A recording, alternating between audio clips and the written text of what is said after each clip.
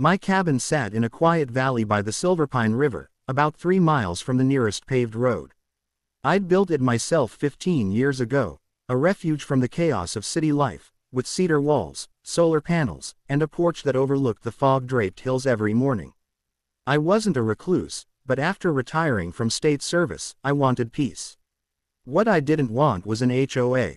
But life, it seems, has a cruel sense of humor.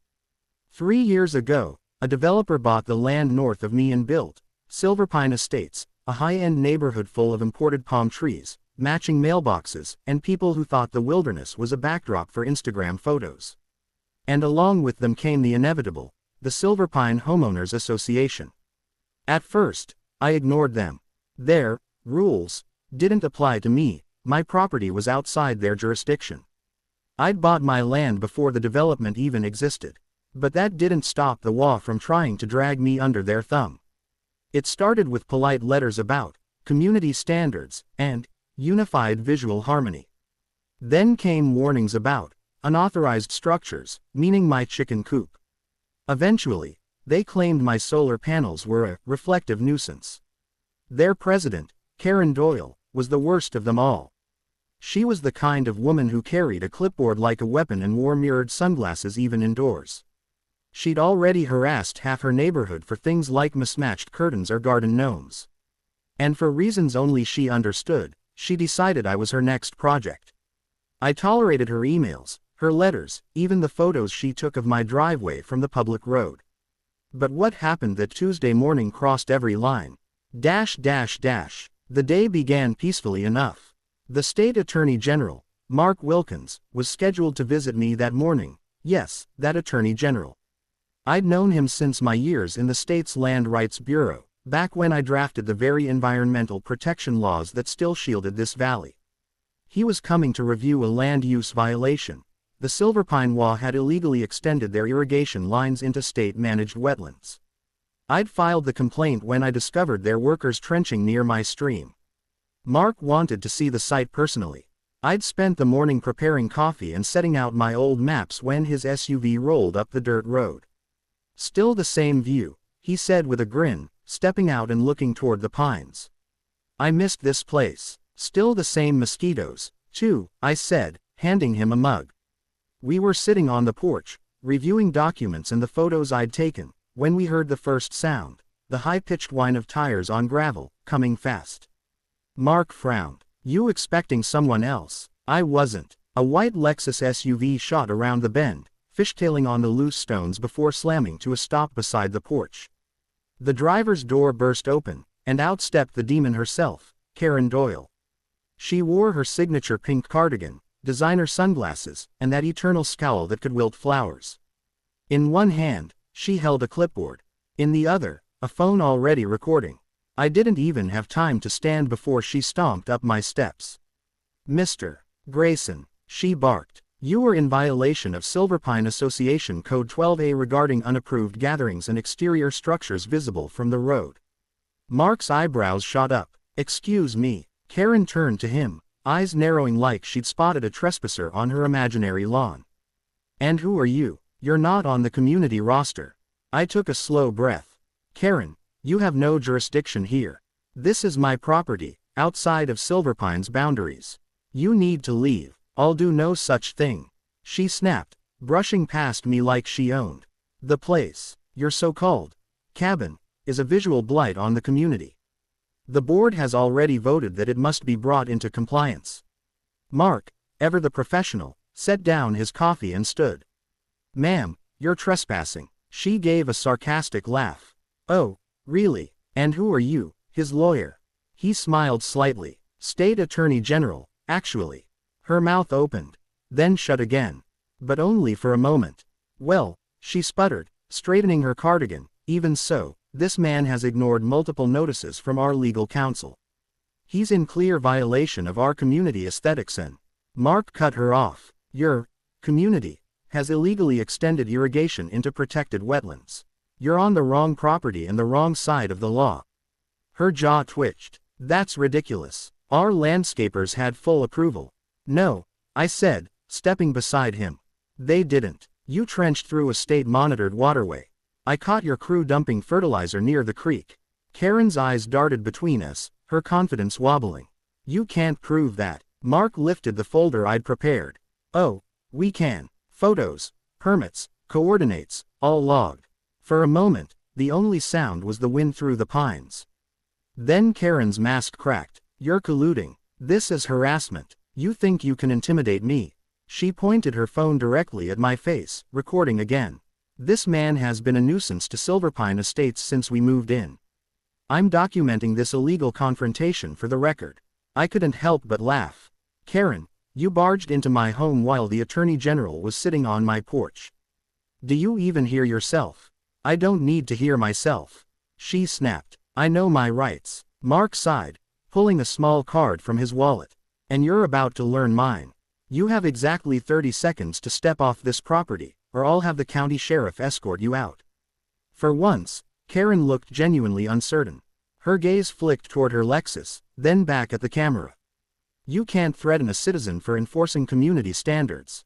Ma'am, Mark said patiently, your community standards end at your property line. You're standing on private land, without invitation. That's trespassing, and obstruction, since we're conducting an active state investigation. Karen's phone wavered. Investigation. That's right, he said. Into Silverpine's environmental violations. And based on what I've just witnessed, I may add harassment and unlawful entry to that list. Her face went pale, then flushed bright red. She stammered something incoherent before stomping back toward her SUV. This isn't over, she shouted, slamming the door. The HOA will have the final say. Mark watched her tear down the road, dust kicking up behind her. Charming woman, he muttered. Her personality's about as pleasant as her irrigation practices, I said. We went back to the table, but the incident left a crackle of tension in the air. Mark shook his head. You weren't exaggerating in your complaint. She's dangerous in her own petty way. Oh, she's worse when she's embarrassed, I warned him. And you just embarrassed her in front of a camera. He smiled. Then I look forward to seeing her explain that footage in court. I thought that would be the end of it. But Karen wasn't the type to accept humiliation quietly. By evening, the rumors started.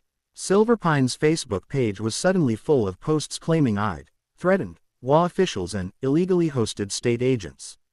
Someone posted a blurry screenshot of Karen's video, captioned, "Local squatter attacks HOA president." The next day, I found orange violation notices taped to my mailbox, my fence, even my truck. Each one carried the HOA's logo, though none had any legal authority. Then came the noise. Cars driving by at midnight, strangers taking photos of my property. It was harassment, pure and simple. I called Mark. Let them dig their hole, he said calmly. We're already moving forward with the environmental case. But if she crosses into criminal territory again, document everything. So I did. 3 days later, she crossed that line again. It was Friday afternoon when I caught the sound of digging. Down by the creek, 3 men in HOA branded shirts were trenching through the mud, right where the state had ordered them to stop. They had a small pump running, draining water into a plastic pipe that stretched back toward Silverpine Estates. I grabbed my phone, recording as I walked. You boys lost. One of them froze. We got orders from Ms. Doyle to stop. I said, that's state-protected land. You're trespassing. And right on cue, a familiar voice echoed from behind me. Well, Karen said, stepping from her SUV like a queen descending from her carriage. Trying to intimidate workers again, Mr. Grayson. I turned. You're violating a state cease order, Karen. She smirked. You can't order what you don't own. Before I could reply, she pointed at the workers. Keep going. We have board approval. Board approval doesn't override the law, I said. She rolled her eyes. You're just bitter because you're not part of the community. Maybe if you joined the HOA, we could resolve this amicably.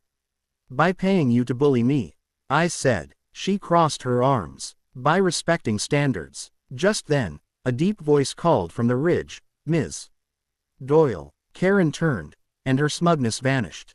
Mark Wilkins stood at the top of the hill, flanked by 2 uniformed state rangers. He raised a hand, holding up a court-stamped document. This area is under a temporary injunction pending investigation, he said, his tone sharp. Any further alteration of the creek bed constitutes criminal damage to state property. Karen's face drained of color. You can't just show up unannounced. I can, he said, descending the slope. And I did, because your HOA decided to ignore multiple cease orders. One of the rangers pointed to the pump. Ma'am, we're confiscating this equipment. Karen sputtered. That's our irrigation system. You can't take that. Mark handed her the injunction. The court says otherwise. You and your board are now formally under investigation for environmental violations, trespassing, and harassment. Karen's clipboard slipped from her hand into the mud. The workers quickly shut down their machinery and backed away, clearly wanting no part in what came next. Mark gestured to me. Mr. Grayson, thank you for your cooperation and for providing evidence. Karen rounded on me, shaking with fury. You set me up. I met her gaze. You set yourself up. She pointed a trembling finger. You'll regret this. I'll sue. Ma'am, one of the rangers interrupted gently, please step back. You're impeding an active investigation. Her voice cracked. This is my community. Mark looked at her calmly. Not anymore. Over the next few weeks, the case unfolded like wildfire. The HOA's irrigation project had caused runoff contamination that damaged local fish habitats. Several board members resigned once they realized the state was involved. Karen, predictably, tried to shift the blame, claiming she'd been misled by subordinates. The evidence told another story. Mark's office fined the Silverpine HOA $1.4 million in environmental damages. Their permit to manage shared utilities was revoked, and their wetlands access was permanently closed. Karen herself faced misdemeanor charges for trespassing and obstruction. When she tried to defend herself at the hearing, the judge didn't even let her finish before handing down a fine and community service order, cleaning public parks, ironically. The HOA replaced her with a new president, a quiet man who immediately sent me a written apology.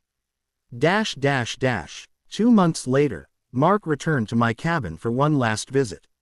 The valley had gone back to its old rhythm, quiet, peaceful, alive with birds and the sound of the river. He looked around and smiled. You really did preserve something special here. Just wanted to keep it the way it's meant to be, I said. He chuckled. And you did it while teaching an entire HOA what happens when they pick the wrong fight.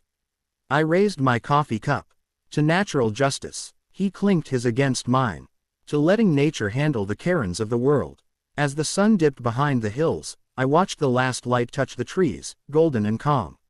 For the first time in months, the valley was silent. No SUVs, no clipboards, no HOA letters taped to my gate. Just peace. And a faint, satisfied smile from the Attorney General sitting beside me, proof that sometimes the law really does work.